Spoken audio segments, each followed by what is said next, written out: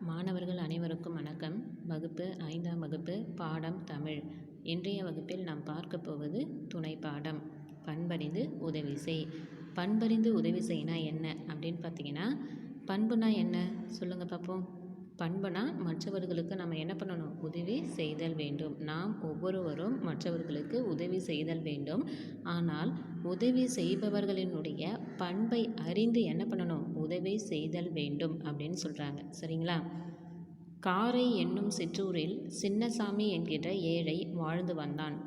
காரை என்னும் சிற்றூரில் சின்னசாமி என்ற ஏழை ஒருத்தவன் என்ன பண்ணுறான், வாழ்ந்து வருகின்றான்.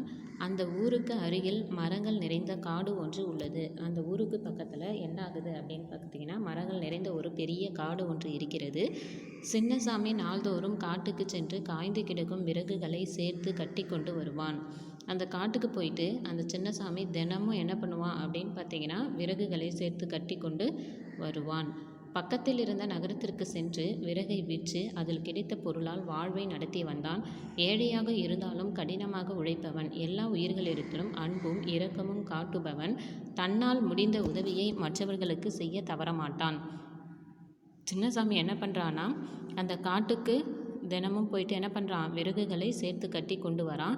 ஆனால் பக்கத்தில் இருந்த நகரத்திற்கு சென்று அந்த விறகு கட்டி கொண்டு வந்த அந்த விறகை என்ன பண்ணுறான் அப்படின்னு பார்த்தீங்கன்னா, தினமும் என்ன பண்ணுறான், அதனுடைய விறகை விற்று அதில் கிடைத்த பொருளால் தான் என்ன பண்ணுறான், அவன் வாழ்க்கையை நடத்தி வரான்.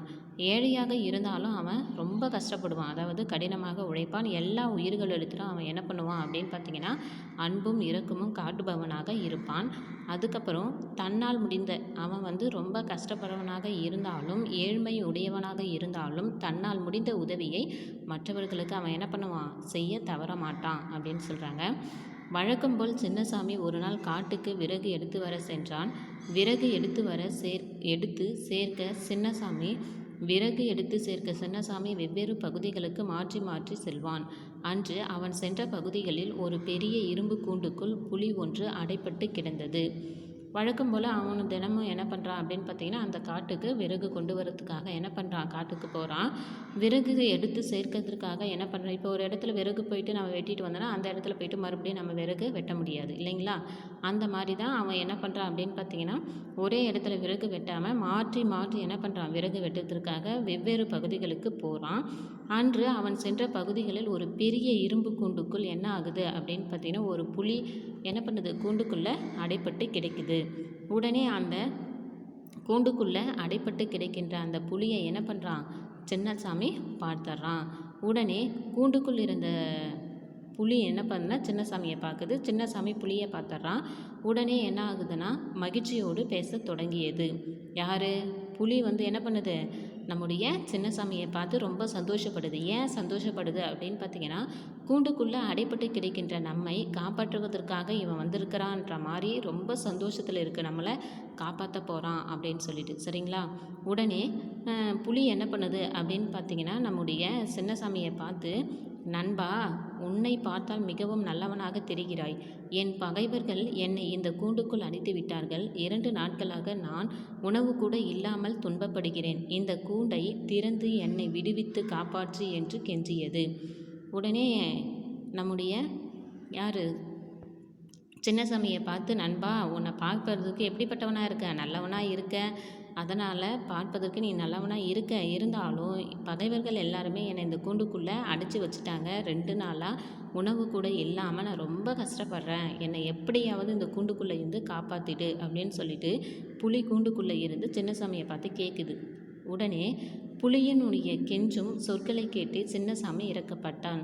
புலி ரொம்ப வருத்தப்பட்டு கேட்கறதால ரொம்ப புலியின் மேலே என்ன பண்ணுறான், சின்னசாமி இறக்க கொள்கிறான். திறந்ததும் புலி நம்மை கொன்றுவிட்டால் என்ன செய்வது என்று சற்று தயக்கம் காட்டினான். சின்னசாமியின் தயக்கத்தை புலி உணர்ந்தது. ஆகவே, நண்பா, என்னால் உனக்கு எந்த தீங்கும் ஏற்படாது. நீ செய்யும் உதவியை நான் எப்போதும் மறக்க மாட்டேன் என்று தொடர்ந்து கெஞ்சியது. சின்னசாமி வந்து புலியை இறக்கப்படுவது மட்டும் இல்லாமல் இருந்தாலும் அவன் மனசுக்குள்ளே ஒரு பயம் இருக்குது. என்ன பயம் அப்படின்னு பார்த்திங்கன்னா, புலியை திறந்த உடனே புலி வந்து நம்மளை ஏதாவது ஒன்று செஞ்சு நம்மளை சாப்பிட்டு கொன்று விடுமோ அப்படின்ற ஒரு தயக்கம் அவங்ககிட்ட இருந்தது சின்னசாமி கிட்ட. உடனே புலி என்ன பண்ணுது அப்படின்னு பார்த்திங்கன்னா, சின்னசாமி அதாவது நண்பா, என்னால் உனக்கு அதாவது நீ என்ன நினைக்கின்ற அப்படின்றது எனக்கு தெரியுது. ஆனால் என்னால் உனக்கு எந்த ஒரு கெடுதலும் ஏற்படாது. உதவி செய்கின்ற உன்னை நான் எப்பொழுதும் என்ன பண்ண மாட்டேன், மறக்க மாட்டேன் அப்படின்னு சொல்லிட்டு ரொம்ப கெஞ்சுது. உடனே சின்னசாமி என்ன பண்ணுறாரு அப்படின்னு பார்த்தீங்கன்னா, புலியினுடைய கெஞ்சல் சொற்கள் சின்னசாமியின் மனதை ரொம்ப கஷ்டப்படுத்துது. ஒரு விலங்கு புலி வந்து நம்மளை பார்த்து இந்த அளவுக்கு ரொம்ப மனசு கஷ்டப்படுற அளவுக்கு பேசுது, எப்படியாவது நம்ம என்ன பண்ணணும், புலியை காப்பாற்றணும் அப்படின்னு சொல்லிட்டு அவன் என்ன பண்ணுறான் அப்படின்னு பார்த்திங்கன்னா, ஒரு நம்பிக்கையோடு விரைவாக சென்று கூண்டை திறந்து புலியை விடுவிக்கிறான்.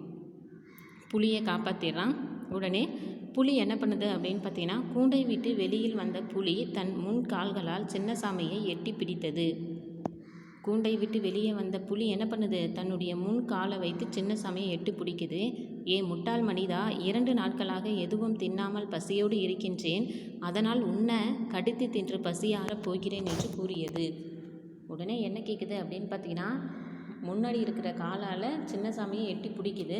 முட்டாள் மனிதா, 2 நாட்களாக இந்த கூண்டுக்குள்ளே அடைப்பட்டு கிடக்கின்ற எந்த உணவும் இல்லாமல் இப்பொழுது உன்னை நான் என்ன பண்ண போகிறேன், பசியார போகிறேன், உன்னை தான் சாப்பிட போகிறேன் அப்படின்னு சொல்லிட்டு சொல்லுது புலி சின்னசாமியை.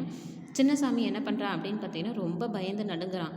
நடுங்குவது மட்டும் இல்லாமல், புலியே, உன்னை நான் மிகப்பெரிய துன்பத்திலிருந்து காப்பாற்றியதை மறந்து விட்டாயே, நீ அப்போது என்ன சொன்னாய் நினைத்துப்பார், சொன்ன சொல்லை மீறுவது பாவம் இல்லையா என்று அச்சத்தோடு கேட்டான்.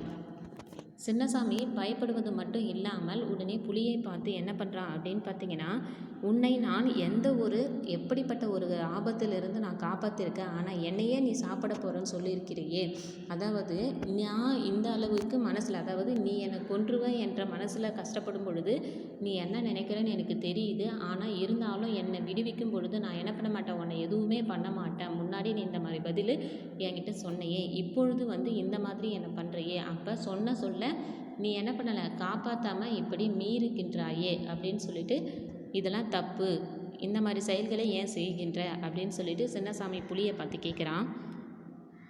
புலி ரொம்ப என்ன பண்ணுது, கேவலமாக, அதை ஏளனமாக சிரிக்குது. முட்டாள் மனிதா, பாவத்தையும் புண்ணியத்தையும் பார்த்தால் நான் பட்டினி கிடந்து தான் சாக வேண்டும். நான் கையில் இருப்பதை விட்டு பறப்பதற்கு ஆசைப்படும் முட்டாள் இல்லை. என் பசிக்கு உடனே உன்னை அடித்து தின்பதுதான் சரியாக இருக்கும் என்று கூறியது. சின்னசாமியை அடித்து கொண்டு முன்னங்கால்களில் ஒன்றை ஓங்கியது. தன் கதை முடிந்து விட்டதாக சின்னசாமி நினைத்தான். உடனே சின்னசாமி சொன்ன உடனே புலி என்ன பண்ணுது, ரொம்ப கேவலமாக சிரிக்குது. என்ன சிரிக்குது அப்படின்னு பார்த்தீங்கன்னா, முட்டாள் மனிதா, நீ பேசுகிற மாதிரி பாவத்தையும் புண்ணியத்தையும் பார்த்தா நான் என்ன பண்ண முடியாது, கூண்டுக்குள்ளே இந்த காட்டுக்குள்ளே ரொம்ப கூண்டுக்குள்ளே அடைப்பட்டு கிடந்தேன், இருந்தாலும் இந்த காட்டுக்குள்ளே மனுஷன் முட்டாள் மாதிரிலாம் என்னால் என்ன பண்ண முடியாது, பாவத்தையும் புண்ணியத்தையும் பார்த்து கொண்டே இருந்தேன்னா நான் என்ன பண்ண முடியாது, பசியாரவே முடியாது, பட்டினி தான் கிடந்து சாகணும். அதனால் இப்பொழுது என்னுடைய பசிக்கு உன்னை அடித்து தின்பது தான் சரியாக இருக்கும் என்று சொல்லிட்டு சின்னசாமியை அடித்து என்ன பண்ணுது, முன்னங்கான்களில் ஒன்றை ஓங்கி என்ன பண்ணுது, சாப்பிடணும்னு முயற்சி பண்ணுது, அதாவது சாப்பிடுது. உடனே சின்னசாமி என்ன பண்ணிட்டான், தன்னுடைய கதை முடிஞ்சு போயிடுச்சு அப்படின்ற மாதிரி என்ன பண்ணுறான், ரொம்ப கஷ்டப்பட்டுட்டான் நினைக்கிறான். அந்த சமயத்தில் உடனே அந்த பக்கமாக ஒரு குள்ள நரி ஒன்று வருது. உடனே சின்னசாமியின் புலி பேசி கொண்டே இருந்ததை பார்த்தபடி தான் வந்தது. அந்த குள்ள நரி இவங்க பேசிக்கிட்டு அந்த சின்னசாமியை சாப்பிட முயற்சி செய்யும் பொழுது குள்ள நரி பார்த்துக்கிட்டு அந்த பக்கமாக வருது. உடனே சின்னசாமியும் புலியும் என்ன பேசுகிறாங்கன்றதை என்ன பண்ணுது, நரி கேட்டுக்கிட்டு தான் இருக்குது. உடனே கூண்டுக்குள்ளே இருந்த இந்த புலி அடைபட்டு இருந்தது. இந்த முட்டாள் திறந்து விட்டிருப்பானோ என்று நினைத்தது. நிலைமையை புரிந்து கொண்டது. சூழ்ச்சி மிக்க நரி அருகில் வந்து நின்று, உங்களுக்கு என்ன சிக்கல் சொல்லுங்கள் என்று கூறியது. நரியே, நீயே நியாயம் சொல். இந்த கூண்டில் அடைபட்டு இருந்தது கெஞ்சி கேட்டது. புலி அந்த கூண்டில் அடைபட்டு இருந்தது கெஞ்சி கேட்டது. விடுவித்ததால் என்னை எதுவும் செய்யாதென கூறியது. இறக்கப்பட்டு விடுவித்தேன். இப்போது என்னை கொல்ல வருகிறது என்று சின்னசாமி கூறினான். உடனே இதெல்லாம் புரிஞ்சுக்கிட்டான். அதாவது மனுஷன், அதாவது இவன் என்ன பண்ணியிருப்பான், சின்னசாமி வந்து புலியை காப்பாற்றுறது இது எல்லாத்தையுமே அவன் புரிஞ்சுக்கிட்டான். இருந்தாலும் சூழ்ச்சி மிக்க அதாவது நினைத்து கொண்டிருந்த அந்த நரி என்ன பண்ணுது அப்படின்னு பார்த்தீங்கன்னா, இந்த முட்டாள் தான் திறந்திருப்பானோ என்று நினைக்கிறது. நிலைமையை புரிந்துக்கிட்டு சூழ்ச்சிமிக்க நரி என்ன பண்ணுது, அருகில் பக்கத்தில் வந்து எல்லாமே தெரிஞ்சுக்குது. அதாவது நரி பார்த்திங்கன்னா என்ன நடந்திருக்குன்றத சூழ்ச்சியால் தெரிஞ்சுக்குது. இருந்தாலும் பக்கத்தில் வந்து என்ன பண்ணுது, உங்களுக்கு என்ன சிக்கல் அப்படின்னு சொல்லிட்டு சொல்லுங்க அப்படின்னு சொன்ன உடனே நரியே, நீயே நியாயம் சொல்லு, இந்த காட்டில் வந்து புலி கூண்டில் அடைப்பட்டு இருந்தது, கெஞ்சி என்னை கேட்டுது, அதனால தான் அந்த கூண்டுக்குள்ளே இருந்த அந்த புலியை நான் காப்பாற்றினேன். அப்பொழுது வந்து உன்னை நான் எதுவுமே பண்ண மாட்டேன், கூண்டுக்குள்ளே இருந்து என்னை காப்பாற்றினா மட்டும் போதும், நான் உன்னை எதுவுமே பண்ண மாட்டேன், உன்னை கடைசி வரைக்கும் நான் நினச்சிருப்பேன் அப்படின்னு சொல்லிலாம் சொல்லிச்சு புலி. இப்பொழுது வந்து என்னை சாப்பிட்றதுக்காக கொல்ல வருது அப்படின்னு சொல்கிறான் சின்னசாமி. உடனே புலி, அதெல்லாம் இல்லை, எனக்கு பசி, நான் இவனை தின்னப் போகிறேன் என்றது. புலியாரே சற்று பொறும், நடந்தது என்ன என்று எனக்கு புரியவில்லை. உடனே புலி, அதாவது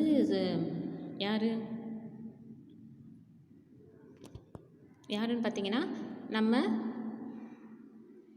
சின்னசாமி, சரிங்களா? சின்னசாமி சொன்ன உடனே புலி என்ன சொன்னா, அதெல்லாம் இல்லை, எனக்கு பசி எடுத்தது, நான் அவனை தின்ன போகிறேன் அப்படின்னு சொல்லிட்டு புலி சொல்லுது. புலியாரே கொஞ்சம் அமைதியாக இருங்க, என்ன நடந்ததுன்னு எனக்கு எதுவுமே புரியலை, கொஞ்சம் விளக்கமாக சொல்லுங்க அப்படின்னு சொல்லுது.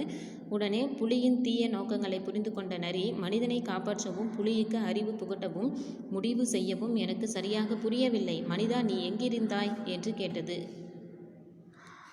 புலி சொன்ன உடனே, புலியாரே நீங்கள் சொல்கிறது எதுவுமே எனக்கு புரியல, சற்று தெளிவாக நீங்கள் சொல்லுங்கள், விளக்கமாக சொல்லுங்கள் அப்படின்னு சொல்லுது. உடனே புலியினுடைய கெட்ட குணநலங்களை எல்லாத்தையுமே என்ன பண்ணுச்சு, நரி வந்து புரிஞ்சுக்கிட்டுது. உடனே என்ன பண்ணுது அப்படின்னு பார்த்தீங்கன்னா, நீங்கள் சொல்கிறது எதுவுமே சரியாக புரியல அப்படின்னு சொல்லிட்டு மறுபடியும் என்ன பண்ணுங்க, நீங்கள் எப்படியாவது இந்த புலிக்கிட்டே இருந்து மனுஷனை காப்பாற்றணும் என்பதற்காக ஒன்றுமே புரியலன்ற மாதிரி என்ன பண்ணுது, சரியாக எனக்கு புரியவில்லை, மனிதா நீ எங்கே இருந்த அப்படின்னு சொல்லிட்டு மறுபடியும் அந்த சின்னசாமியை பார்த்து கேள்வி கேட்குது குள்ளநரி. உடனே இருந்த இடத்தில் போய் நின்றான். புலியே நீ எங்கிருந்தாய் என்று கேட்டது. மனுஷனம் நம்முடைய சின்னசாமியை பார்த்து நீ எங்கே இருந்தன்னு கேட்டது. இப்போ புலியை பார்த்து நீ எங்கே இருந்தாய் என்று கேட்டது. நான் கூண்டில் இருந்தேன் என்றது. எனக்கு புரியவில்லை, கூண்டில் நீ எங்கே இருந்தாய் என்று கேட்டது. மனுஷனை பார்த்து, அதாவது நம்முடைய யார் சொல்லுங்கள் பார்ப்போம், சின்னசாமி இல்லைங்களா? சின்னசாமியை பார்த்து என்ன பண்ணுச்சுன்னா நீ எங்கே இருந்தேன்னு கேட்டது. இப்போ புலியை பார்த்து நீ எங்கே இருக்கிற அப்படின்னு கேட்டது. நான் கூண்டுக்குள்ளே இருந்தேன்னு சொல்லுது. கூண்டுக்குள்ளே இருந்தேன்னு சொல்கிறியே, எனக்கு எதுவுமே புரியல, அந்த கூண்டு எங்கே இருக்குது அப்படின்னு சொல்லிட்டு கேள்வி கேட்குது நரி.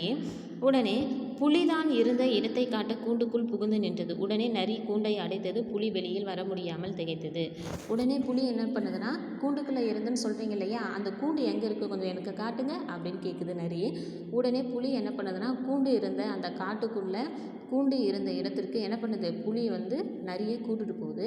நரியை என்ன பண்ணுறாங்க அப்படின்னு பார்த்தீங்கன்னா, அந்த கூண்டு இருக்கின்ற இடத்துக்கு வந்து நரி புலி கூட போகுது. அங்கே போயிட்டு புலி என்ன பண்ணுதுன்னா, இதுதான் கூண்டு, இந்த கூண்டுக்குள்ளே தான் நான் இருந்தேன் அப்படின்னு சொல்லிட்டு உள்ளே போயிட்டு காட்டுது. உடனே அந்த நரி என்ன பண்ணுதுன்னா, கூண்டுக்குள்ளே அந்த புலி போன உடனே அந்த கூண்டை அடைச்சி புலியை வந்து வெளியே வர முடியாத அளவுக்கு என்ன பண்ணிடுச்சு, உள்ளே போட்டு அடைச்சி வச்சுட்டான். சரிங்களா நரி. உடனே நரி சின்னசாமியை பார்த்து, ஏன் முட்டாள் மனிதா, உடனே நீ இங்கிருந்து ஓடிவிடு, அதற்கு முன் நான் சொல்வதை கேட்டு விட்டு போ என்று கூறியது. உடனே என்ன பண்ணுறாங்க, சின்னசாமியை பார்த்து, ஏன் முட்டாள் மனிதா, நரி கேட்குது, உடனே நீ இங்கேருந்து ஓடியே போயிடு, அதற்கு முன்ன நான் என்ன சொல்கிறேனோ அதை கேட்டு விட்டு போ என்று கூறியது. பிறருக்கு உதவி செய்யலாம், ஆனால் அவர்களினுடைய பண்பை அறிந்து தான் நீ என்ன பண்ணணும், உதவி செய்ய வேண்டும். அவ்வாறு நீ செய்யாவிட்டால் நீ என்ன நன்மை செய்தாலும் அது கடைசியில் உனக்கு என்னவா ஆகும், தீமையில் தான் கொண்டு முடியும் அப்படின்னு சொல்லிட்டு அறிவுரை சொல்லுது நரி சின்னசாமிக்கு. சரியா? உடனே அந்த இடத்திலிருந்து சின்னசாமி என்ன பண்ணுறாரு அப்படின்னு பார்த்தீங்கன்னா, தலை தெறிக்க ஓடி போயிடுறாரு. நரியும் என்ன பண்ணுது, புலியை நோக்கி, ஏ முட்டாள் புலியே, உன் கெட்ட எண்ணத்திற்கு இதுதான் தகுதியான உனக்கு தண்டனை, அதனால் இந்த கூண்டுக்குள்ளே நீ கடைசி வரைக்கும் பட்டினியாக கிடந்து சாக வேண்டியதுதான், இதுதான் என்னுடைய தீர்ப்பு என்று சொல்லிட்டு என்ன பண்ணுது, வந்த வழியே நரி வந்து திரும்பி போயிடுது. தப்பி ஓடி வீடு திரும்பிய சின்னசாமி நரிக்கு நினைத்த போதெல்லாம் நன்றி கூறினான். நரியும் தீர்ப்பு சொல்லிட்டு போன உடனே சின்னசாமி வீட்டுக்கு போன உடனே எந்த ஒரு கஷ்டம் வந்தாலும் சரி, எப்போ தனியாக இருந்தாலும் சரி, நரியினுடைய நினைப்பு வரும்போதெல்லாம் என்ன பண்ணுறான், நரிக்கு என்ன பண்ணுறான் அப்படின்னு பார்த்தீங்கன்னா நன்றி சொல்கிறான். சரிங்களா? இதிலிருந்து என்ன தெரியுது அப்படின்னு பார்த்தீங்கன்னா, யாருக்கும் உதவி செய்ய வேண்டாம், செய்யலாம். ஆனால் செய்யும் பொழுது உதவி பெறுபவர்களுடைய பண்பை அறிந்து செய்யணும்.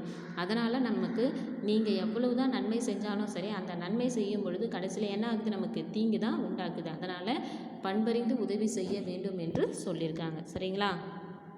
நன்றிப்பா.